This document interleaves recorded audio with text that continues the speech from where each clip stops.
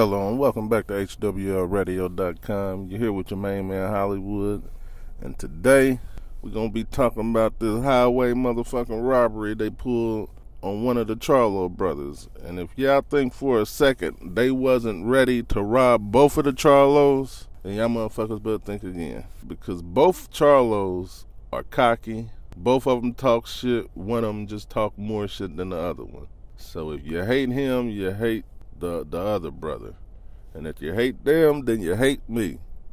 And that's what I had said on one of my buddies' posts. He was like, nah man, I like them because I don't like them, but I know you, I fuck with you. But what I was trying to tell him is that is basically secret hate. Because what's wrong with somebody believing in themselves that much, or you don't even know if this is the way that they self-motivate themselves by talking shit? Because I know that that's what I do. I self-motivate myself. Nobody else gonna motivate me? Fuck it. You not 100% with me, I'll be 100% with my damn self. And he's backing himself. And I think everybody should feel that way about themselves. But the haters, I don't think that they really feel 100% that way about themselves. That's why they just like, fuck it, I don't feel that damn cocky about my damn self. So shit, and then who's to say that they feeling cocky? It could be them motivating themselves. So you're taking it out of context and making it seem like he's cocky, and maybe he's motivating himself because there's nobody in the corner to motivating him, so he does it himself. That was my thing on that, and I told them, I said, that's the kind of judges that they had. It was one of them judges out there with that same mentality that did that to him. Like, I can't stand his mouth. And they were going to do his brother the same damn way. That 12th round, that final round is what saved them. That final round is what saved them. But y'all need to get all that damn hate out your heart. That secret hate. That's envy, that's hate, that's jealousy. It's on the borderline of one of them things. Anybody that hate that man for feeling that way, or anybody of that matter. Because there's people right now that's going around, you hate them because of what? Because they want to self-motivate themselves, or because they think that highly of themselves? Like, is that a bad thing if you really look at it?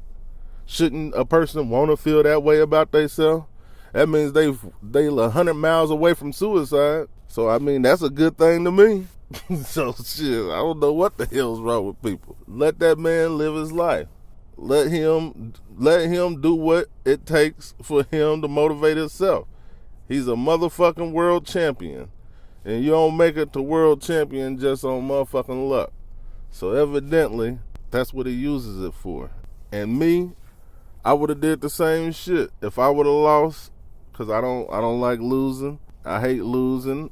I probably would have cried too, but one thing that people fail to realize, when them tears come down somebody's face like that, it only fuels the fire, like he said. See, people probably think he was just talking some shit, but me being like the same kind, like I'm the same way.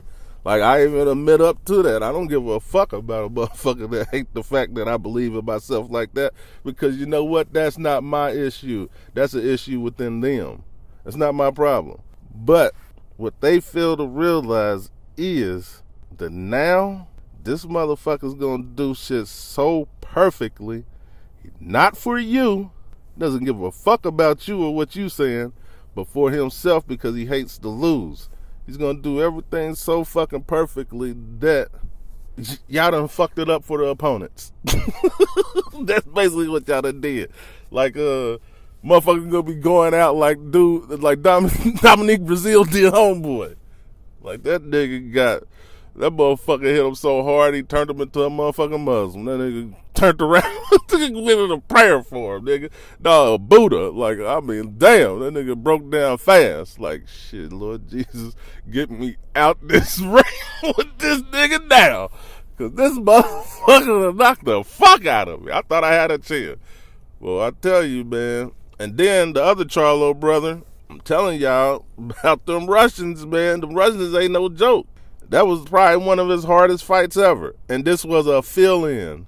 And one thing y'all fail to realize is that was a harder fight for Charlo than anybody. Because he had more to lose than anybody. And then he didn't even have a training camp for this guy. He had a whole plan for a whole nother nigga.